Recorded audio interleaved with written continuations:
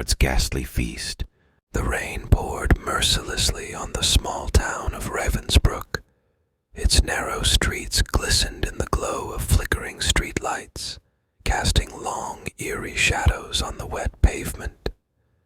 In a dimly lit pizzeria, situated at the town's edge, a young man named Alex prepared for his last delivery of the night. Alex was a lanky, introverted boy who found solace in the simplicity of his job as a pizza delivery guy. But that night, as he accepted the final order of the evening, he had no inkling that his life was about to take a sinister turn. The order was placed by someone named Mr. Mortis, an unfamiliar name in Ravensbrück. The address provided was deep within the town's woods, at the edge of an old cemetery. The mere thought of delivering a pizza to a graveyard sent a chill down Alex's spine, but he brushed off his unease, attributing it to his imagination. With the pizza box securely in his hands and raincoat tightly wrapped around him, Alex set out on his delivery. The wind howled through the trees, creating an unsettling melody that accompanied him as he trudged towards his destination. Upon reaching the cemetery, Alex hesitated for a moment, questioning the legitimacy of the order. The graveyard loomed before him, tombstones rising like ghostly sentinels in the darkness. But, motivated by the promise of a hefty tip, he ventured further, guided only by the faint glow of his flashlight. As he approached the designated plot, he noticed a figure standing beneath an ancient oak tree. It was Mr. Mortis, a tall man with sharp features and piercing eyes that seemed to penetrate Alex's very soul. Without a word, Mr. Mortis gestured towards an open grave beside him, confused and unnerved. Alex placed the pizza box on the nearby tombstone and asked, "Are you sure you want it here?" Mr. Mortis nodded, his expression unreadable. "This is where it belongs." As Alex handed him the pizza, he glimpsed a glint of something metallic in the stranger's hand.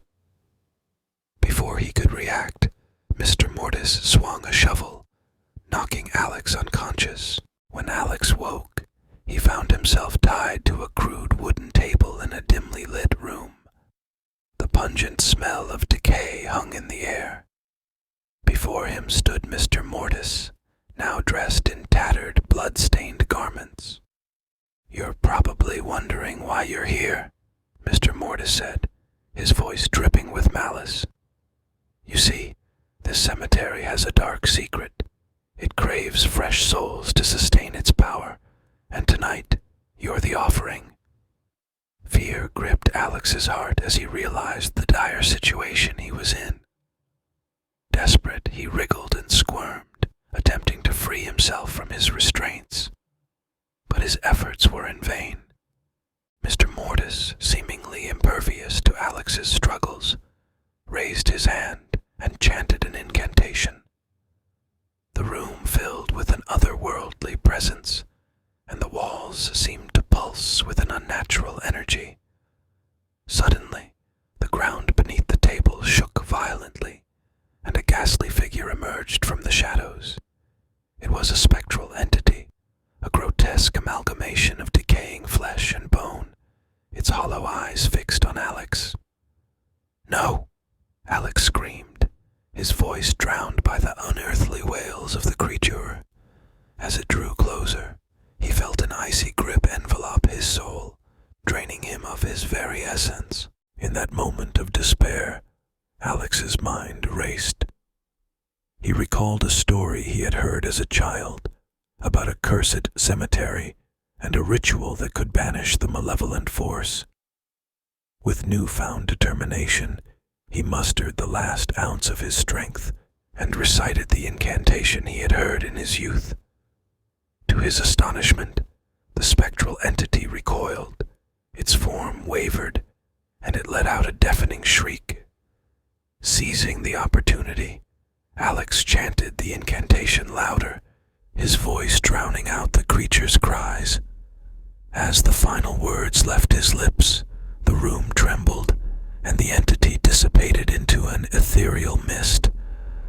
Mr. Mortis, now devoid of his menacing aura, fell to his knees, his power broken.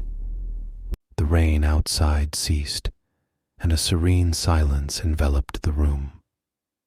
Alex, still bound but alive, stared in disbelief at the empty space where the creature had stood. He had survived the encounter, but the horror of that night would haunt him forever. In the aftermath, the authorities arrived, investigating the strange occurrences at the cemetery. Mr. Mortis was nowhere to be found, his existence becoming a whispered tale among the townsfolk. As for Alex, he returned to his mundane life, forever changed by the supernatural encounter. He quit his job as a pizza delivery guy, unable to erase the memory of that fateful night from his mind. Every pizza box he saw reminded him of the eerie events that had unfolded in the darkness of Ravensbrook's cemetery. And so the town of Ravensbrook carried on, unaware of the horrors lurking in the shadows, waiting for the next unsuspecting soul to cross its path. Thank you for watching, and don't forget to subscribe to my channel and turn on notification bell. Also, follow me on Instagram. See you soon.